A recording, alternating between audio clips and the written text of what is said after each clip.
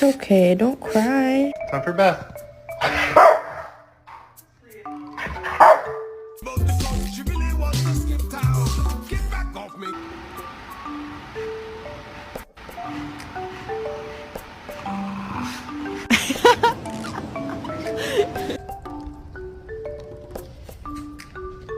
You have to go to the vet.